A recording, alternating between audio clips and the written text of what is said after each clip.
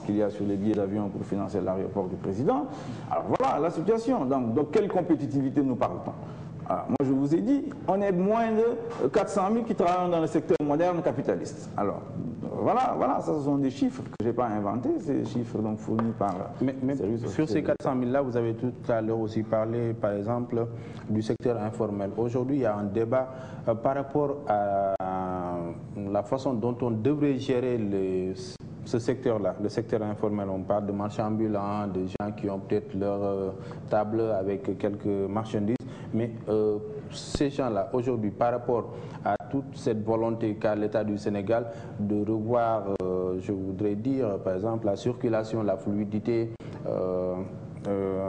il y a la fluidité, par exemple, de la circulation. Quel modèle vous proposez par rapport à ce secteur-là, le secteur informel, ne serait-ce qu'à Dakar? Je suis content au moins qu'on reconnaisse qu'il y a une dualité dans l'économie sénégalaise. Moi, ça fait 20 ans que je me bats pour ça. Et je suis content qu'aujourd'hui, qu'on le reconnaisse. Le Fonds monétaire ne le reconnaissait pas, ni la Banque mondiale. Récemment, j'ai appris qu'ils ont fait une étude avec des professeurs de l'Université de Dakar pour se pencher donc sur ce secteur informel. Moi, j'y travaille depuis très longtemps et je vous ai dit, c'était un point important de notre campagne électorale. On parlait de modernisation du secteur informel. En réalité, on devrait parler des secteurs informels, puisque à l'intérieur, si vous travaillez la question, vous verrez donc qu'il y a évidemment plusieurs compartiments. Alors, ce dont vous parlez, c'est Dakar, la fluidité de la circulation à Dakar. C'est important. Mais ce n'est pas déterminant. Vous savez, moi, je crois, et je l'ai dit, le territoire sénégalais doit être réaménagé.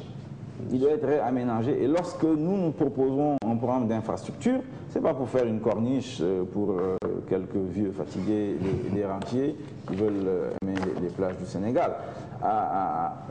Les infrastructures, c'est pour d'abord transporter les marchandises. Donc, il faut les faire à l'intérieur du territoire national pour permettre l'évacuation des produits agricoles et autres produits artisanaux. Mais justement, M. Diallo, sur ce point, par exemple, on a dernièrement entendu le ministère de la Coopération internationale, des transports aériens et des infrastructures dire que, par exemple, ils ont un ambitieux programme de faire un raccordement entre les routes secondaires et la principale. C'est-à-dire que permettre au département d'accéder aux producteurs d'accéder, par exemple, facilement à Dakar par un ambitieux. C'est par là qu'il fallait commencer au lieu de mettre 30 milliards de gaspillage à Dakar. Dont le seul, vous savez, c'est très grave ce qui se fait quand ils mettent ce genre de programme dans les villes. Vous prenez Thiès, j'ai regardé ça rapidement l'autre jour. On y a mis, je ne sais pas, 25 ou 40, je n'en sais rien. Mais toujours est-il que ce que ça a fait, c'est le prix de la terre qui a augmenté. C'est passé de 1 à 10. Vous poussez à la hausse les prix des biens non échangeables. En réalité, et ça, c'est pas bon, parce que vous êtes en train de grever la compétitivité de la monnaie locale et de l'économie locale. C'est une erreur fondamentale. Erreur fondamentale. Je ne comprends pas comment on peut faire ça en pensant qu'on peut injecter 30 à 40 milliards dans une ville en pensant développer la ville. Non, je pense que c'est tout à fait faux de procéder comme ça. Il faut réaménager le territoire. Bon, c'est bien s'ils disent qu'ils veulent faire pour évacuer les produits, c'est pas trop mal. Je ne sais pas ce qu'il y a derrière, mais à mon avis, il faut aller vers cette direction. C'est ce que nous avons appelé les pôles régionaux de développement, qui me paraissent être une question, une option fondamentale et importante pour réaménager le territoire et créer les conditions d'un développement économique sérieux, où on a des taux de croissance importants. Et c'est ça qui va créer l'emploi dans le secteur moderne et qui va créer les conditions de la modernisation des différents secteurs informels dont on a parlé tantôt. D'accord. On va avancer un peu parce qu'on ne va pas peut-être passer tout le temps à parler d'économie. Alors, M. Diallo, vous avez été le directeur, le conseil technique de Moustapha Niasse, qui a été, entre autres, qui a été le premier ministre sous l'alternance. Aujourd'hui, vous avez aussi travaillé avec Alpha Oumar Konaré. Vous avez même été chargé du projet des États-Unis d'Afrique. Où en est le projet aujourd'hui? Bon, je pense que le projet bat un peu de l'aile parce qu'effectivement, comme vous le savez, depuis 1963, il y a toujours deux tendances. Ceux qui pensent qu'il faut tout de suite aller vers les États-Unis d'Afrique, c'est Nkrumah, c'est aujourd'hui d'une certaine façon Kadhafi. Et puis, vous avez les autres, notamment l'Afrique du Sud, qui pensent que c'est les regroupements régionaux qui doivent être privilégiés à la suite de Nyerere. Ce débat se poursuit encore et évidemment, il n'est pas encore tranché. Il n'est pas encore tranché. Et en tout état de cause, je crois qu'on doit avancer par ça parce que le monde, si vous pensez le monde, vous savez qu'on va vers des États continents. Nous avons affaire à la Chine, 1,3 milliard habitants, l'Inde, les milliards. L'Europe se construit, l'Europe politique, je veux dire. Vous avez le Brésil, les États-Unis. Alors face à ça, eh bien, quand on est 12 ou 13 millions, ou 16 ou 30, je pense que ça ne fait pas très sérieux.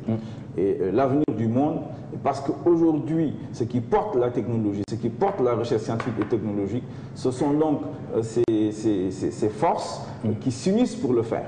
Et donc ce sont des grands pays parce qu'il faut de grands centres, il faut une grande connexion donc des chercheurs et c'est pourquoi il faut aller vers les États continents.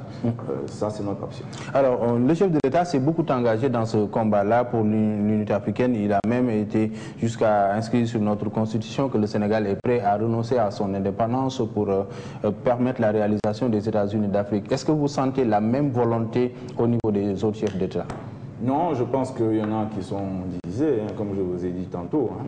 Il y a un bloc en Afrique australe qui estime qu'ils se sont battus pour leur indépendance et donc par conséquent, ils ne vont pas renoncer rapidement à leur souveraineté. Et voilà, donc voilà où nous en sommes. Alors, moi je crois que si on veut avancer sur ce dossier, il faut avancer avec les voisins. Il faut avancer avec les voisins et le Sénégal a des voisins qui sont importants pour lui. La Guinée-Conakry, parce que le fleuve Sénégal est là-bas et on ne peut pas s'en désintéresser. La Guinée-Bissau en particulier. Et récemment, nous avons formulé la proposition de poser sur la table l'union politique avec la Guinée-Bissau pour avancer dans la résolution de la crise en Casamance. Donc je crois qu'il faut être pragmatique et donc poser tout de suite les jalons donc, pour avancer vers des formes de coopération politique avec les États. La Guinée-Bissau, je l'ai cité parce qu'on est dans une union monétaire qui est l'UEMOA et la finalité de l'union monétaire, il faut le comprendre, c'est l'union politique.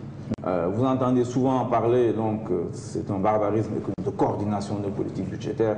Tout cela, ça veut dire qu'en réalité, il faut aller vers l'union politique, il faut aller vers des mécanismes où les budgets, donc les dépenses des États sont plus ou moins contrôlés et vont dans le même sens.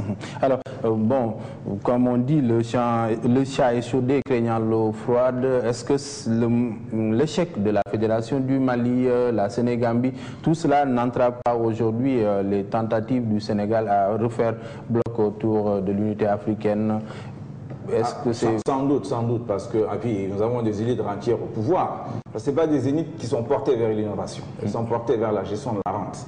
Et la rente, ce n'est pas le développement. Vous avez parlé tout à l'heure de 50 ans d'indépendance. Pour se développer, c'est l'innovation qui crée le développement parce qu'elle fait bouger donc la productivité globale des facteurs. Et il faut créer les conditions de l'innovation. Et pour cela, il faut avoir des élites émergentes qui croient à l'innovation, qui croient et qui ont l'esprit scientifique, qui croient à la science et la technologie. Et c'est important dans ce pays, quand je vois que l'école polytechnique de Thiès est dans tous les sens, c'est inacceptable. L'école également, l'INSUT, est pratiquement privatisée. Je ne comprends pas comment on peut, sur cette base-là, donc bâtir cette capacité scientifique et technologique.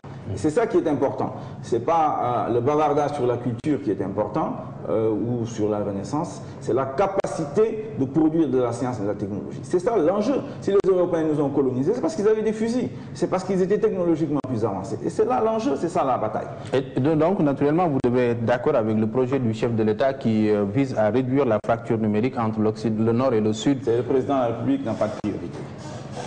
Encore. Il n'a pas de priorité. Il ne sait pas par où commencer. Alors, moi, je sais par où commencer. Je vous ai dit, moi, j'ai 4 piliers. Je ne vais pas me fatiguer à faire 1000 piliers parce que je sais que je n'ai pas la capacité pour le faire. Ce qui est important, à un moment donné de l'histoire, quand on veut être chef d'un pays, c'est de pouvoir dire aux gens, voilà ce qui est important. Par où il faut commencer. Quand on résout ce problème-là, alors il y aura un autre problème, voilà comment on va le résoudre.